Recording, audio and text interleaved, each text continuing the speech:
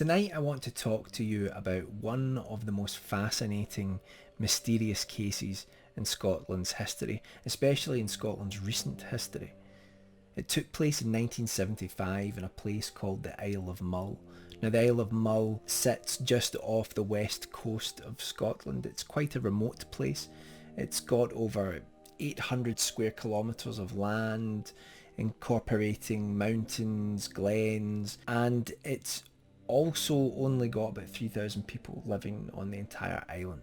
So it's quite a remote place as far as the Scottish population goes. In 1975, on Christmas Eve, a man named Peter Gibbs, along with his fiancée Felicity Granger, both took to the Isle of Mull in search of an area where they could build or buy a hotel. They were looking for a hotel that would have an airstrip alongside it. And this is because Peter was an avid airman. He had flown during the Second World War and since then had notched up thousands of flight hours as a private flyer. And he was looking for a hotel or a place where you could develop a hotel with an airstrip, probably so that people like himself who loved to fly could visit the island and come back and forward and explore the entire area. In fact, earlier on the day of that Christmas Eve in 1975, Peter and Felicity had hired a Cessna airplane to fly to another place called Skye and then back again during the day. This airstrip that he used was just outside of a hotel called the Glen Forza. And in fact, he'd hired the Cessna airplane from the hotel manager. Later in the evening on Christmas Eve, Peter and Felicity had a meal at the hotel where they had a couple of drinks, though by all accounts not so much that they were being completely inebriated. During this meal, Peter seemed to latch on to the idea that he wanted to go for a fly. He wanted to take the Cessna that he'd hired and fly it up into the sky around the perimeter of the island and then come back. The flight should have only taken about between 5 and 10 minutes. The reasons for him wanting to fly at night are a little bit uncertain. Some people believe he wanted to take the plane up into the night sky to show that it could be done because it was against island regulations to actually take an aircraft up into the sky at that time. In fact, the airstrip outside of the hotel didn't even have landing lights. It wasn't even kitted out for a night landing. The hotel manager, a man called David Howitt, pleaded with Peter to remain on the ground. He didn't want him to go out on the plane, and this was primarily because, number one, it was against the regulations on the island to fly at night, and also because the weather could change at any time. Anyone who's lived in Scotland or visited for long enough will tell you that the most dangerous thing here in this country is the way the weather can change. People joke about having 4 seasons in one day here because in the space of one day you could have sunshine, rain, wind, sleet, snow. You can have it all. And so the hotel manager knew that at that time of year it was quite dangerous to fly, so he didn't really want him to go up at night with potential wintry conditions happening.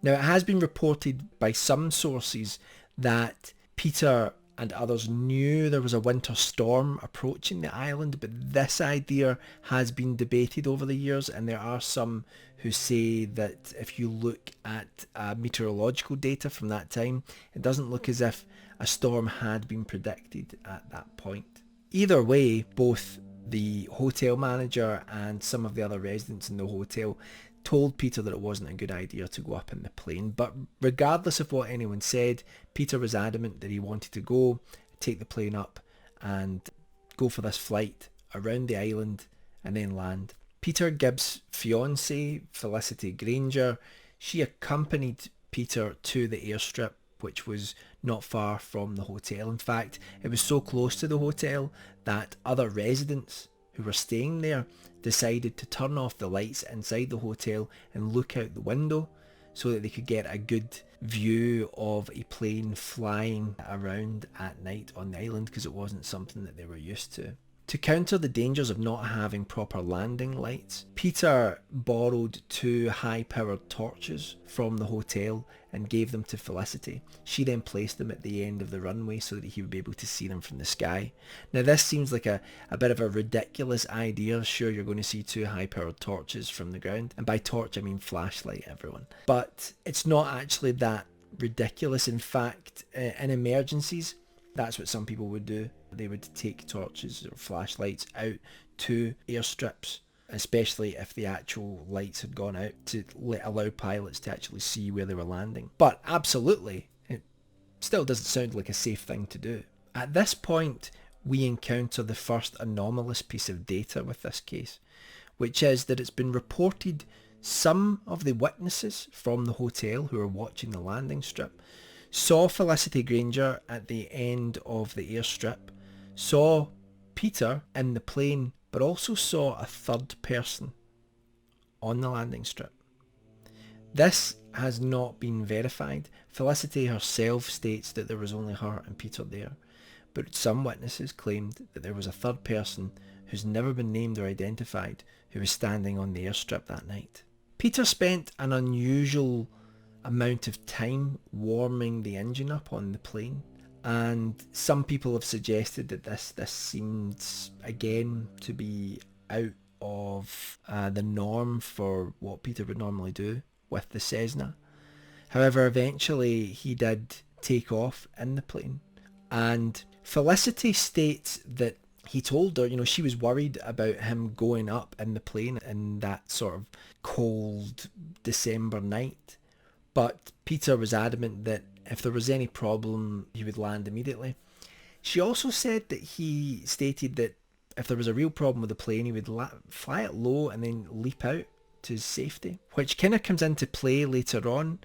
But some pilots themselves have heard this and have stated that this was a ridiculous statement, that pilots wouldn't say that because most pilots would know that you've got a better chance of surviving if you stay in the plane and just try to land it, even if it's a crash landing, than jumping out of the plane. So it seems like an unusual thing for a pilot to say to someone to reassure them. The plane went up into the night sky and the people watching waited.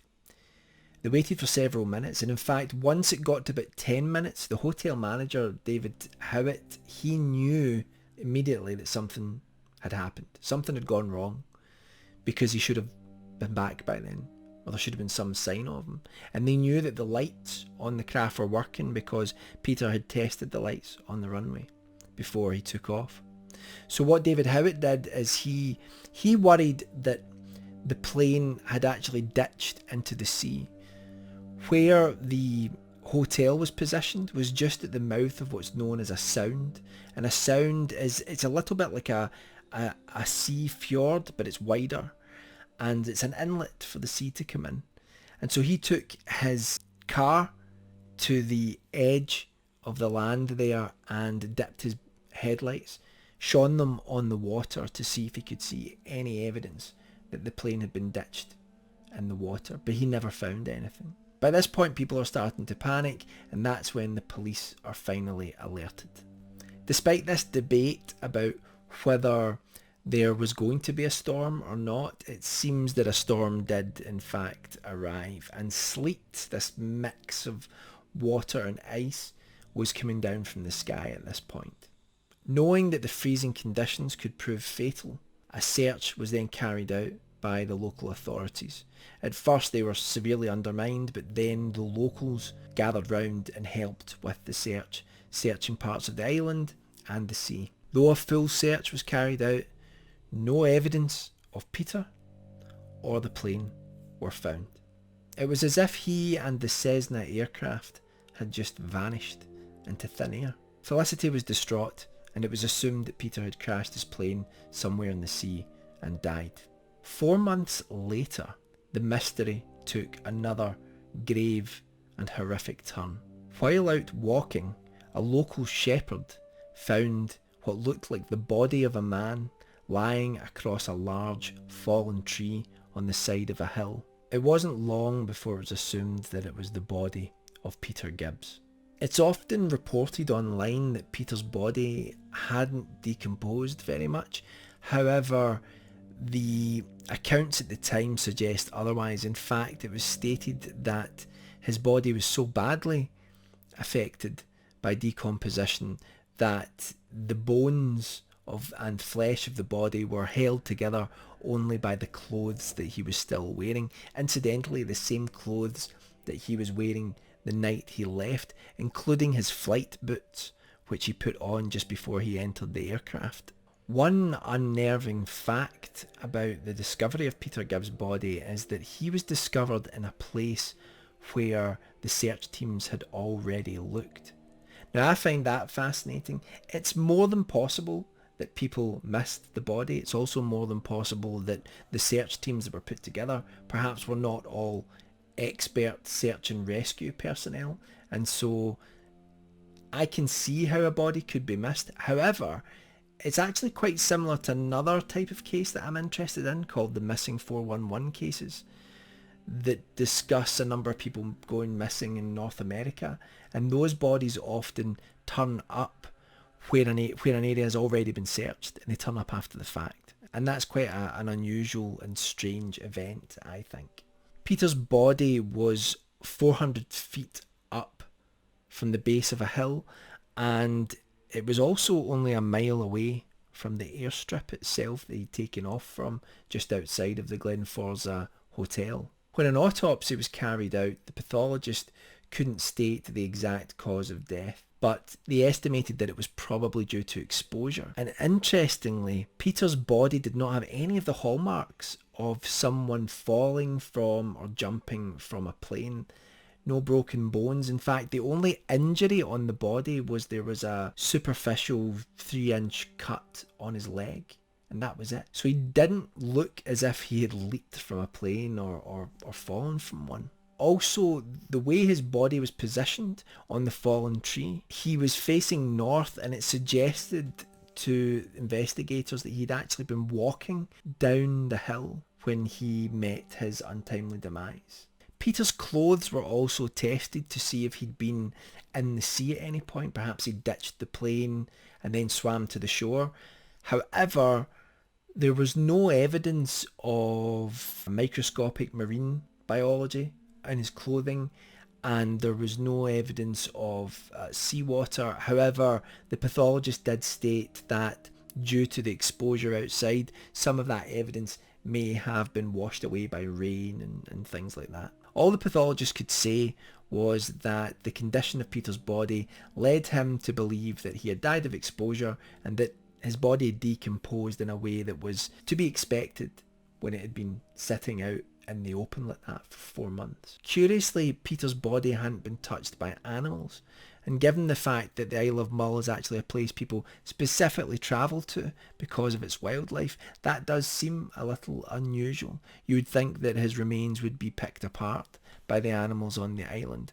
There are no large predators there, but there are plenty of small mammals and birds that would have seen Peter's corpse as unfortunately a food source, and yet it's been reported that there was no evidence of that.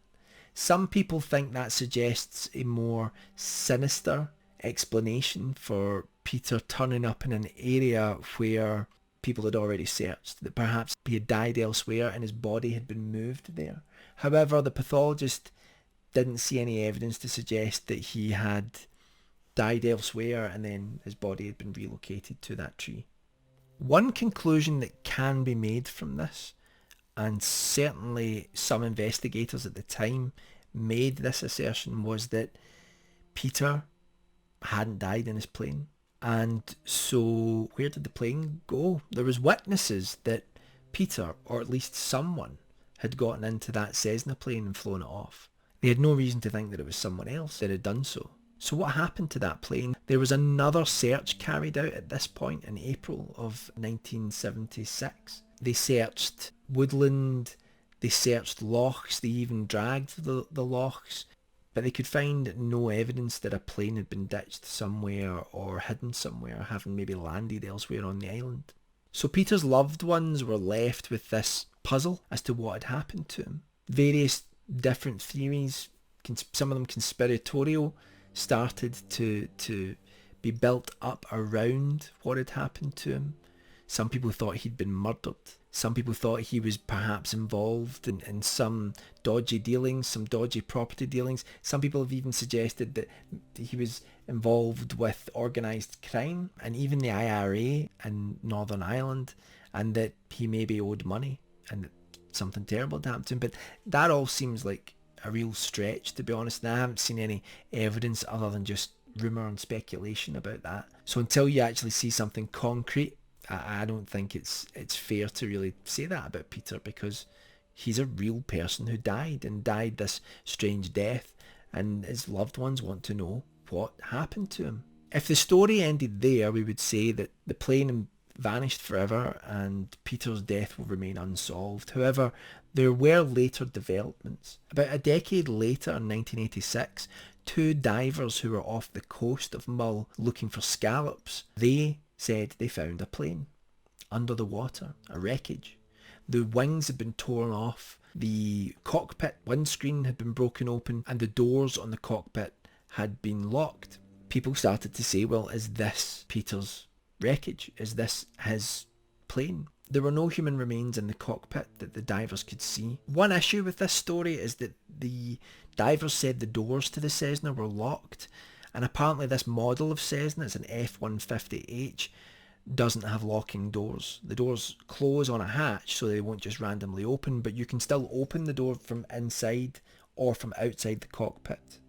The only way that the doors would have jammed, according to some pilots who have talked about this online, is if the door was warped or the frame had buckled in such a way that would keep the doors shut, but they should still have been able to have been opened under most circumstances. So what does this mean? Well, the windscreen was burst open. Some people think that means that that's how Peter escaped. Maybe there was a problem with the doors and Peter escaped through the windscreen. But there were no human remains to be found there, which is interesting in itself, because remember, go back to the description that some people gave that there was a third person on the airstrip that night. That model of Cessna can hold two people, a pilot and a passenger. Not three, but two. So some people have said, well, did that other person, because we know Felicity stayed on the ground, did that other person go into the plane with Peter and then something terrible happened? But there was no evidence of anyone there, and there was only herself and Peter on the airstrip before the plane took off. The plane was about between 200 and 300 metres off the shore of Mull, but it wouldn't be for another 18 years until any kind of other investigation would be made about the plane and its whereabouts. So this happened in 2004. 3 naval ships, including 2 minesweepers, were charting the ocean floor with sonar around the area of Mull, and that's when they found a signal that looked suspiciously like a wreckage. They sent an underwater camera down to look at the wreckage, and what they saw was something that was very similar to a Cessna airplane. Interestingly, this plane wreckage was in a different condition to the one the divers had described. In fact, this plane had one wing attached and the other was missing. As far as I can tell, these planes are roughly in the same area. What's fascinating is that the discrepancies between the descriptions of the planes might be there for a reason. You see, both planes might exist, because there was another plane crash after Peter's in the water, and the survivors were actually rescued. So no one was actually killed during that flight. However, that plane sank to the bottom of the water. It's been reported that the plane discovered by the Navy was definitively the plane from that crash. However, there are people that still debate this, and this doesn't mean that the first plane discovered by the divers doesn't exist. I mean, the fact that the description of it was different tells us that either the divers were mistaken, they were lying, or it is a different plane to the one that was discovered by the Navy. So the explanation that most people give at the moment is that Peter took his plane up, he had a couple of drinks, so maybe his judgment was clouded. Icy weather came in, perhaps that caused problems for him. Perhaps he couldn't see the lights on the ground, the flashlights that Felicity had, and he lost his bearing, and eventually he realised he was going to have to ditch the plane. And so he ditched the plane, crashed it into the water a few hundred metres from shore, managed to get out of the plane before it sank, then swam to the shoreline. There's a road between where these wreckages are and the hill where Peter's body was discovered. And so he would have crossed the road, then he would have climbed up this incline to get onto the hill and died on the other side from exposure, maybe freezing to death from the water itself, because he would have been soaked through.